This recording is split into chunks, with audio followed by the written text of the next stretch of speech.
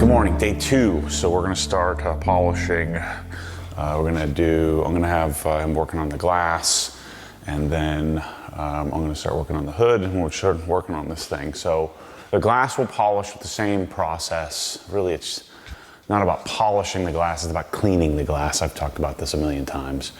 But he lives near the beach, near the coast, so lots of salt tends to beat up the glass, and so getting some of that funk that gets embedded in the glass makes it accept our wolf sealant much better. So, but same stuff. So our test spot that we did yesterday will be the same process we're going to use. And I went and did a little bit larger section of the hood, so we're going to actually be able to get away with just a single set of probably 5 or 6 passes, something like that, on the Jescar. And then we'll be able to finish the whole car at the same time. I mean, we might do sections, but I'll bring you along here today. And this morning will be kind of normal crappy footage, and then Chris will be here to help us capture some better angles and get some B-roll and stuff like that to make it a little better video. But yeah, let's get rolling on this. All right, so we are working on all the details. So Pan's polishing the side of the car. I'll grab some clips of that here in a minute. So hood's done. All the compounding's done on the roof. That came out really great. A pillars, B pillars, C pillars, all that's done. So the whole driver's side of the car is done, compounding, and then Pan's gonna work on the passenger side. We'll do the trunk. Shoot, we'll have this thing finished by, we'll have the finishing done by lunch, I think. But right now, we're gonna work on and bring this wheel up here. We're gonna work on coating the wheels. So last night you saw us prep them. So we cleaned them up on the floor over there with some brake buster and some Tarex. We just wiped them down with the carpet eraser. So now they're prepared and ready to go. The nibs are gone. Oh, no, we got some nibs. So first step is to denib, but you pull, stab if you have to. All right, so now we need some Stoner's Terminator. You have some? Yep, perfect. All right, so we do that. We're gonna sacrifice a towel. Take this guy, and then just do a little sprayeroo on there. And we're going to prep the tires to receive tire dressing later. So we already cleaned them with tire cleaner. There's something magical about Terminator and what it does. It leaves some sort of oily residue behind that helps with tire dressing, I'm telling you. I've tried mineral spirits and stuff, which mineral spirits actually does a better job cleaning the tire. But then the tire never does as well with receiving tire dressing. Pilot Sport 4S's and Super Sports are pretty easy to clean. Okay, so now we're ready to coat. So what we're gonna do is Deluxe and Gliss. Deluxe first, Gliss second.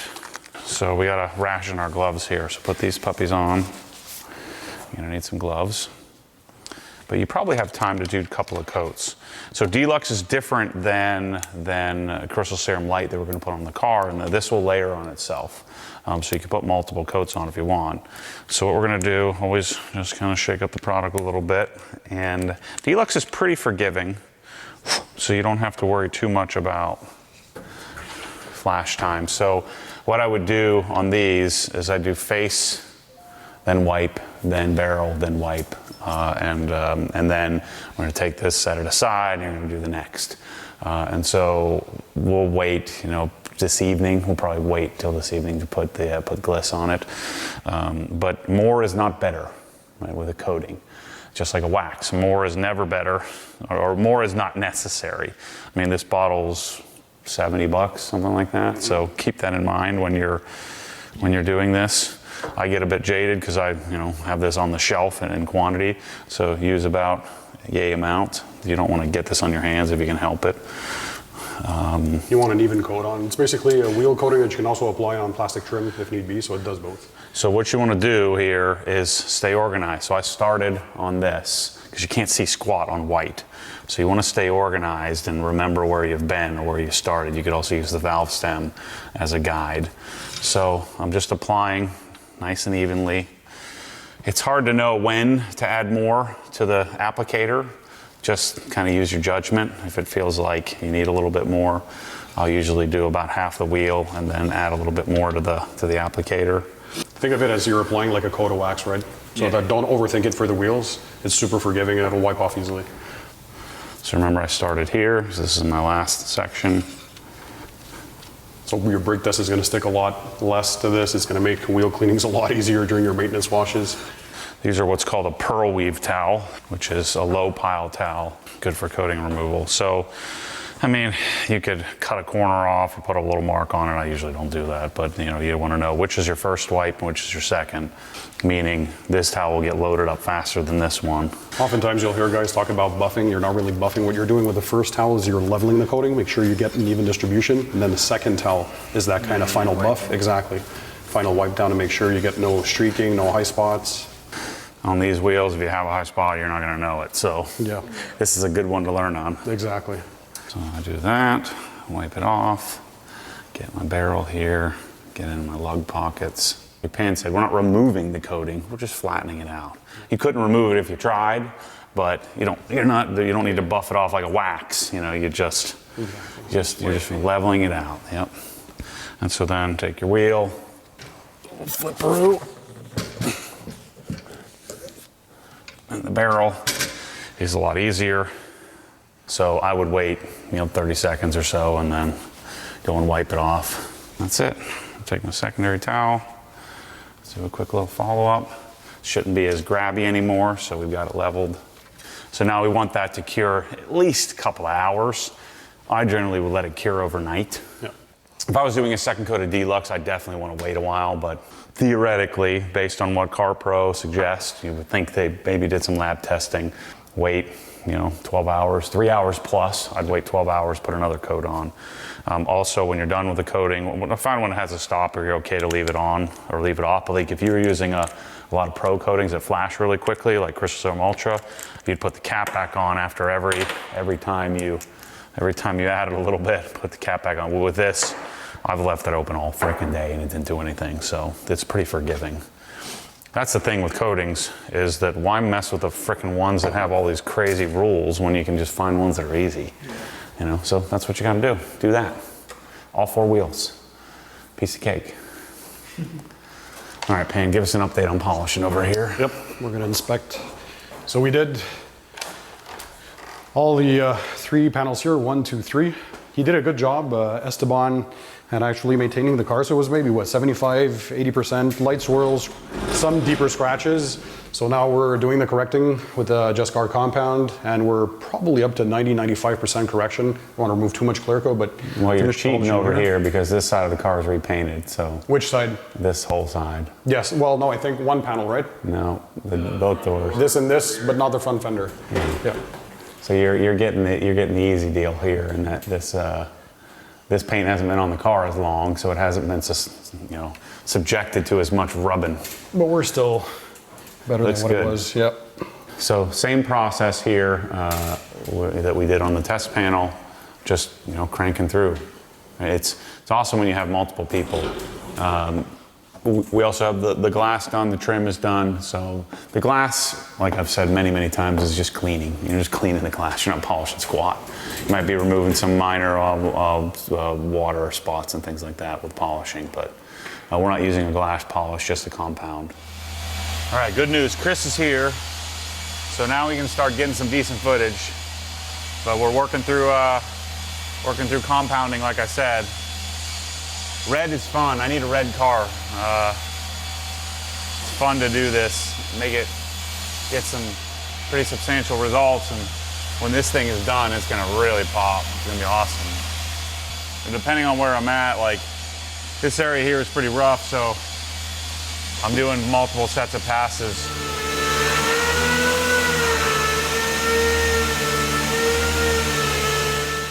I don't know when it clicked, but when Andy Ward and Jason Kilmore were showing me some of their techniques, I didn't really understand what they were talking about, seeing through the polish, looking through the polish. I don't know, like in the last year or so, it just clicked, where as the polish starts to break down, you can see through it.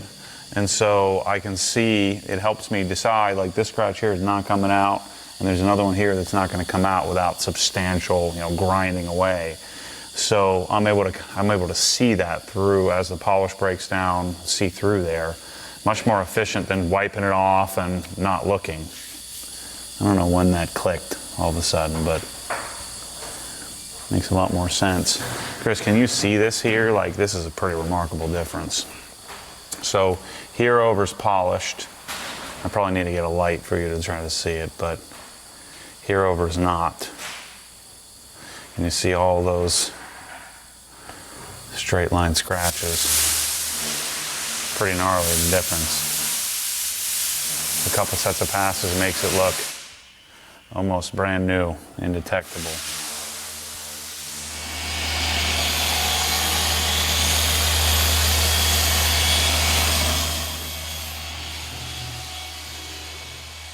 Doesn't look as good as I'd like.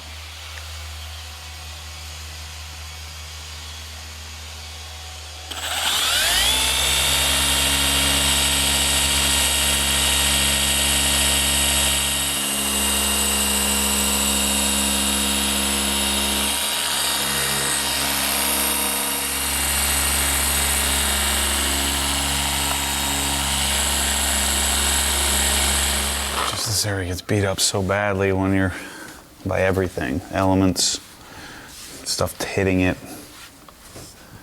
When you're wiping it all, you know, when you're wiping, especially on washes and stuff, much better. Got any input, Pan? Got any words of wisdom? Yeah, it's going good so far. Lots of clarity, lots of depth. I'm gonna refine that with the polishing stage. There's a few of the deeper scratches that you can feel with the fingernail. Fortunately, we can't really get to those, but unless you're doing maybe some wet sanding sometimes. It looks pretty good. As you can see, all the hairline swirls and scratches, they're pretty much all gone now. Pretty good. There's one deeper scratch there. Other than that, pretty happy. All right, guys, so as you all know, it's super important to work with clean pads. You're gonna have a longer working time with your product. You're not getting any of that spent product still in the pad. So with microfiber, what you can do is use a pad brush, or we're lucky enough to have compressed air in the obsessed garage. So we have the Tornador, basically it's a blowgun. So you spin the pad a little bit with the machine and then you just blow it off.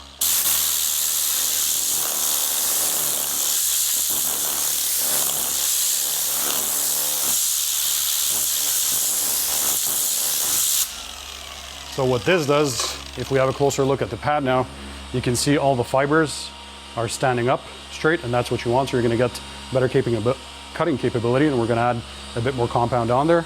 A few pea-sized drops and you're good to go. Man, that thing looks so good. Yeah, eh? It's pretty good, pretty good.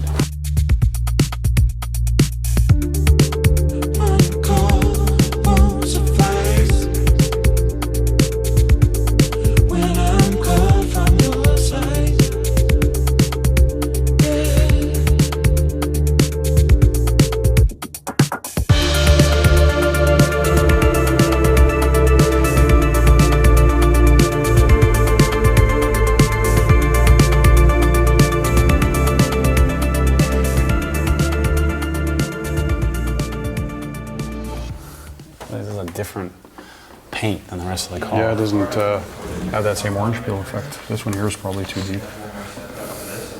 You can feel it a bit with your fingernail.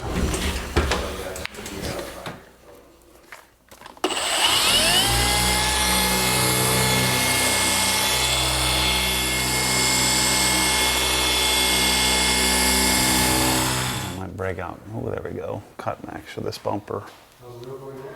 It's just not cutting as like the rest of the car. I'm gonna get the sledgehammer out. Breaking a rule here and going polish on polish. Different type of polish.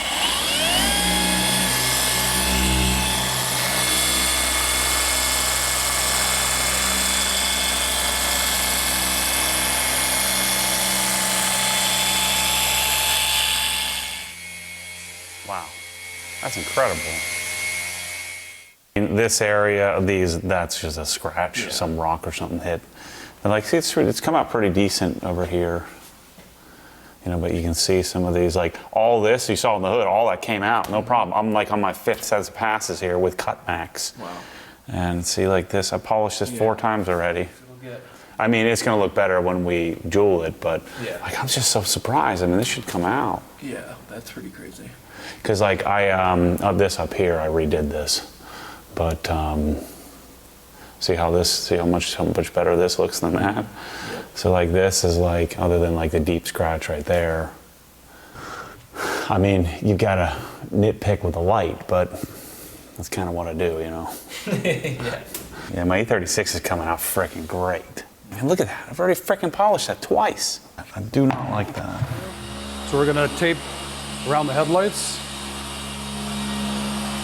So you can just do the contour, and then the rest is fine.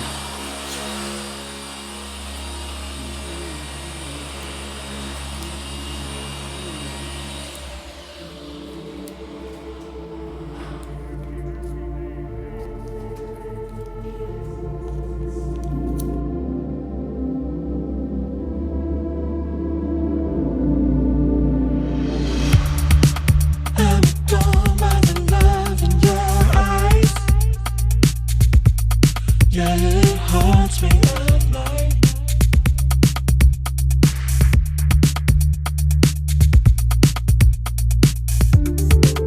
Uncalled won't suffice when I'm called from your side.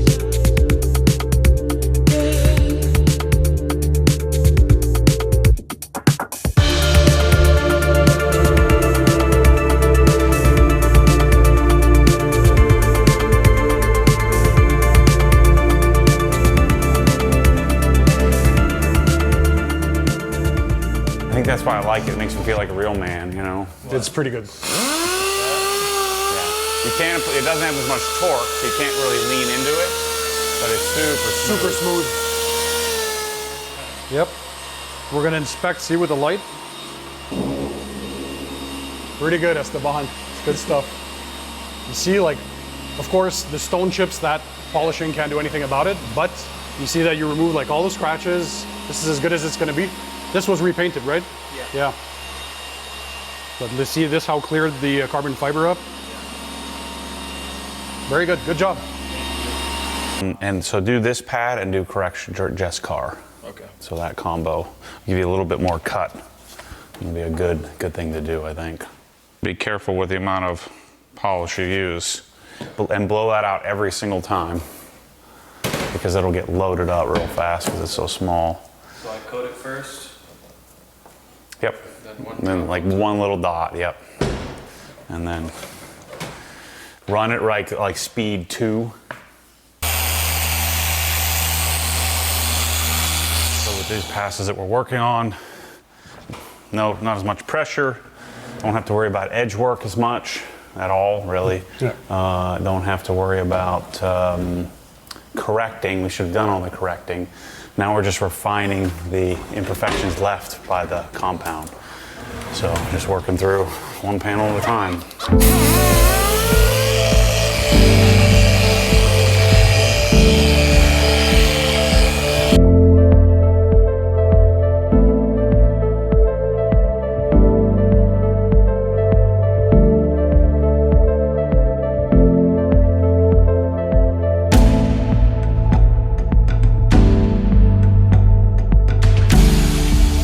We're almost there.